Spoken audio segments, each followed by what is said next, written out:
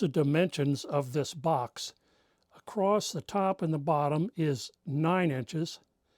The height is 8 inches. The depth is 3 inches. And the thickness is 9/16 of an inch. First step is to run a couple pieces through the planer to get it down to the proper thickness. This mahogany is beautiful right straight out of the planer. Okay, they're planed down to 9/16 inch thick, and this beautiful grain, I want it to run straight along the box. So this board looks pretty good. It's pretty straight with the board, but this one, as you can see, it runs at an angle. So I need to find the best grain. I've taken a piece of just poster board and made it 3 inches wide. And now I can lay it on there and figure out exactly where I want to get the grain. And I think I like that right there. So what I'll do is I'll mark this and then cut this on the bandsaw, and that's what I'll end up using.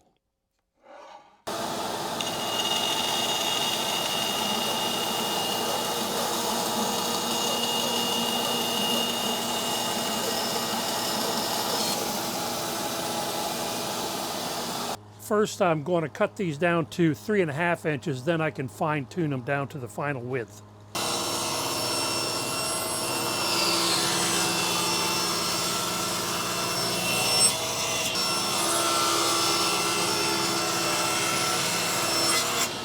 Now this final cut, I've set the fence at 3 1/8 of an inch because there will be one cut down through here to separate the front and the back, and I'm taking into account the width of the blade.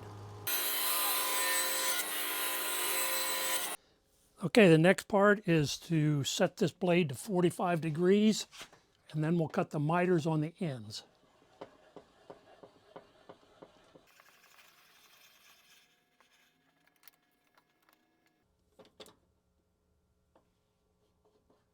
Whenever I start a new project and I'm going to be cutting 45-degree angles, I like to put a new fence on. In this case, I just switch it end for end, and then I run it through there. But before I do that, I'll take the piece that I'm going to be cutting and just draw a line across. Now I know the thickness of the material, and then I'll run the blade through it.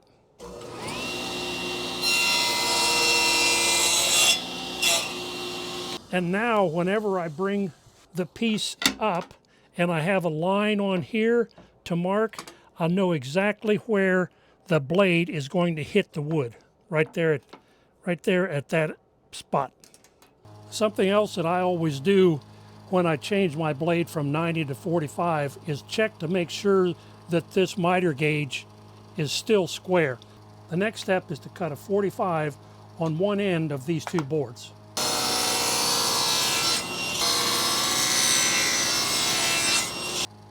Now the next part is I'm going to cut the two 9-inch sides for the box, and I'm going to mark it. Now I'm marking it on the back side like this. Now this is where this mark I put on here comes in handy. I can put that mark right at that intersection and I'll know I'll have exactly a 9-inch piece cut. Always double check, measure twice, cut once.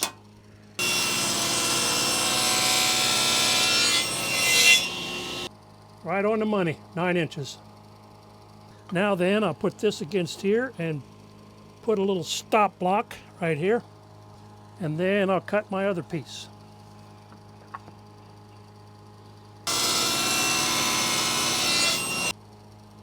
Exactly the same length. Now I'll repeat this same step on the other two sides. At this point in the build, I like to stop and make sure that these 45s are all going to work out.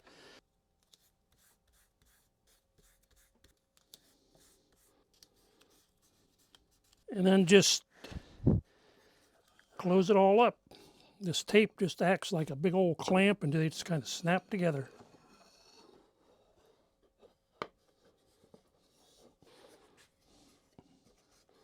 Check it with a square. Yep. Now I know that I want the back and the glass to go in 1/4 of an inch on each side, so I've got my square set to 1/4 of an inch.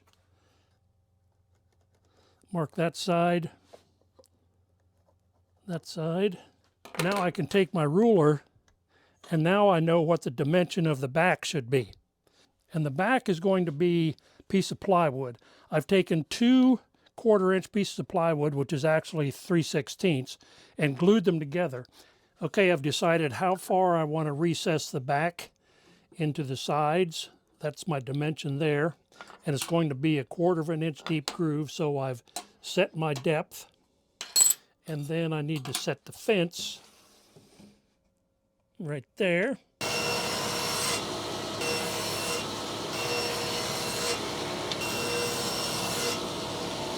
Okay, I've reset the fence. I can probably make 1 cut with the saw blade to put the glass in. I've found that for these small projects like this, rather than going to a glass store or a big box store and having them cut a piece of glass, go to Goodwill. You'll be amazed at how many pictures that they have framed, and they'll have glass in them. And find the one that has the thickest glass that you can get, and that's where I get my glass for all these small projects that has any kind of a glass in the front of it.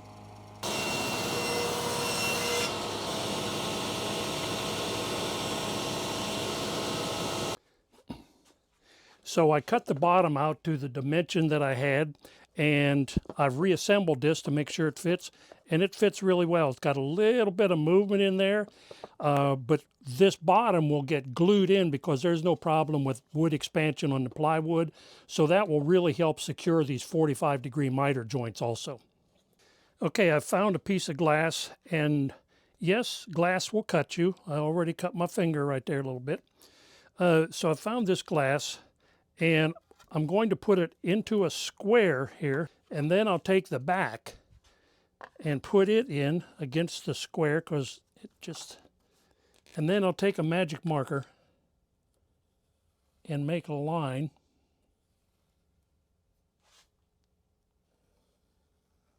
Now I know where to cut this. This is a challenge. I'm not very good at cutting glass, so I hope it works. Okay, I've got the glass on here. I've put a straight edge and clamped that so everything is secure. I put a little drop of oil on the cutter. Let's see what happens.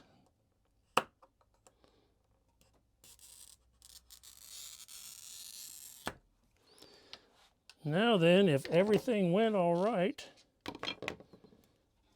this should break.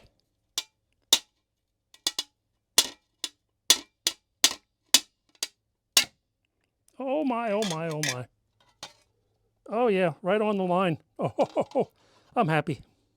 Before I go any further, tape on the miters, and I'm going to put a coat of finish on the inside. I'm going to be using this Minwax fast drying polyurethane.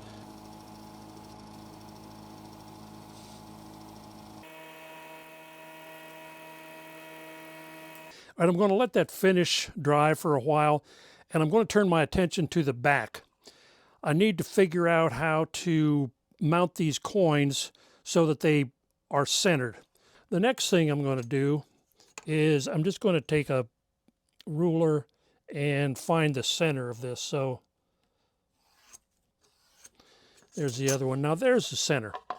Now I want the coins to line up sort of symmetrically like this, so I can adjust along these lines. That way I know I'm staying within a grid that I like here. So there's basically where I want my coins to be. I had to close these up because these were meant to sit on a flat surface like this, and the coins were meant to be like this. So I had to drill a hole in the back. That's where I'll drill the hole. Same way with this one.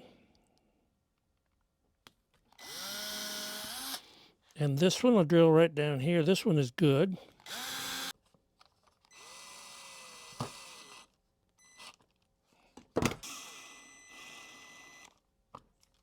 So that's how they'll set in there. They need to be set up straight because there's a reflection on this gentleman's face that unless it's standing up straight and you're looking straight at it, it's kind of distorting his face.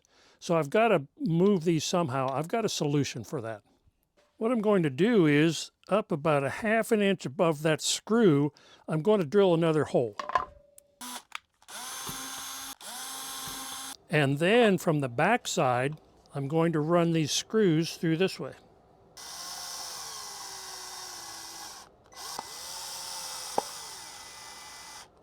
Now then, when I run this screw in, hope you can see this, I can adjust it so that it sits up straight. So we'll be able to see the gentleman's face. I've cut a piece of fabric from the uniform shirt, and this is what I'm going to use to adhere the fabric to the wood.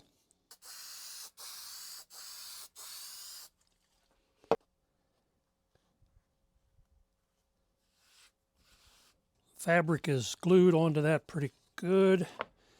Now I'll take just this fabric cutter, this wheel that turns, and I can just cut this fabric off.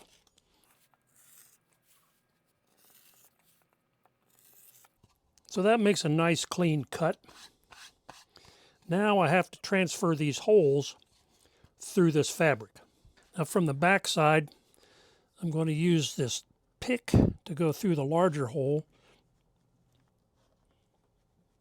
This is too big to go through the smaller hole, so I'll just use a little piece of metal.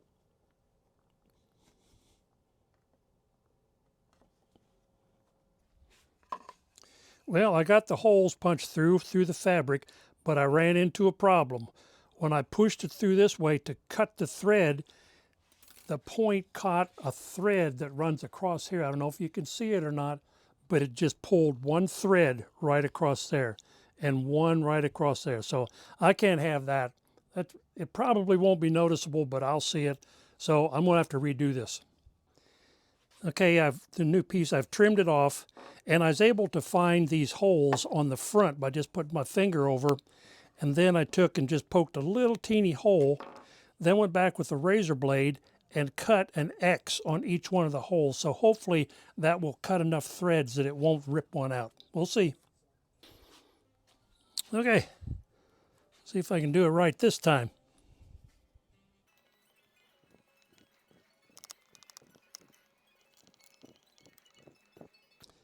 Okay, I think that looks pretty good. It didn't tear any of the threads, and they'll line up nicely, so I'm pleased with that. When I put these 45s together from the side, it just looks plain. So what I've done is on that test piece that I was using, I've taken an 1/8 inch piece of maple and cut it down in there to see how that would look. I think that's going to greatly improve the look from the front and from the side. So that's what I'm going to do next.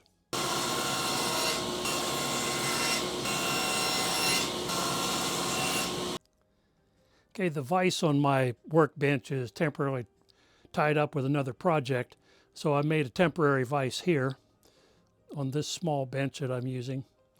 You don't need much glue in this point because it's just a little bit. And then I put it in there, slide it back and forth. Once you slide it back and forth like this, you can almost just not even have to secure it because it just made a vacuum, rubbed that glue into both sides, but I'm still going to tape it down.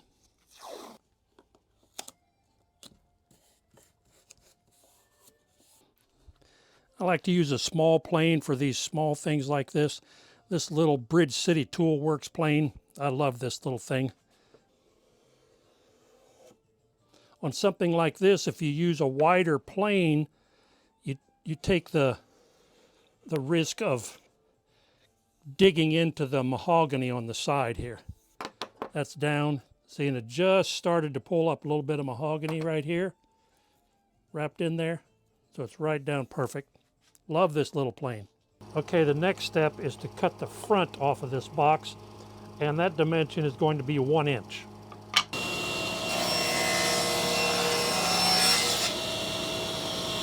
Now it's important that you keep these together so that you know exactly where this is all going to go back.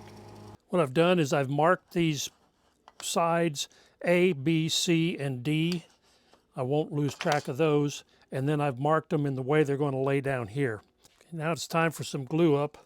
I like to use acid brushes and put some glue in this little container.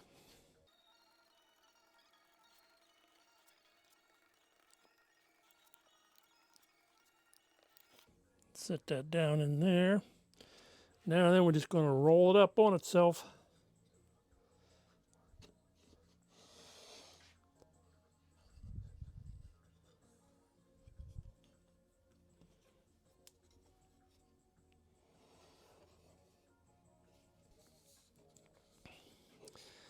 Okay, that'll work well right there. So I've got some glue squeeze out to take care of. Okay, the same thing with the front face.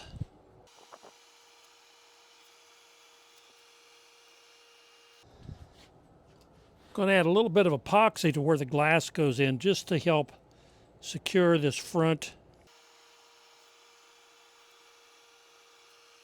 And then it's just rinse and repeat with the glass.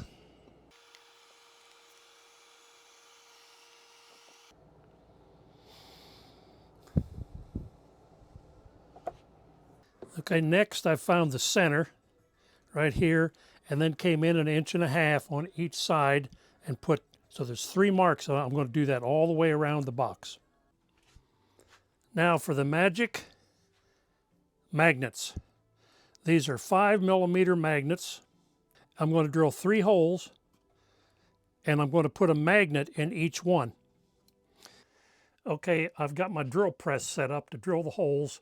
I've got the fence referenced along here to line the box up. That'll make the center hole, move it to the next line. That will make this hole, and then move it back to the other side, and that will make this hole.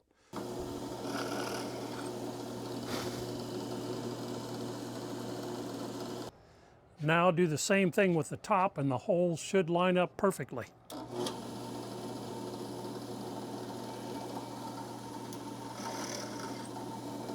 Okay, I'm just going to hammer these in because, and something else is very important, that I get the polarization correct on these magnets so that they don't push against each other.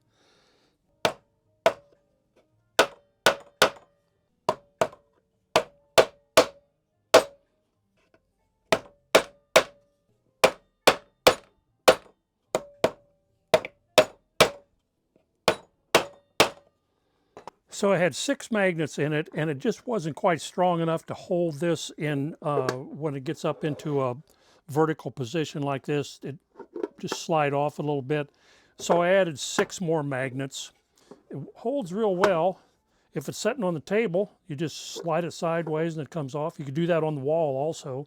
And to put it back on, you just kind of slide it and it's there. So I've added these hangers that hang this on the wall.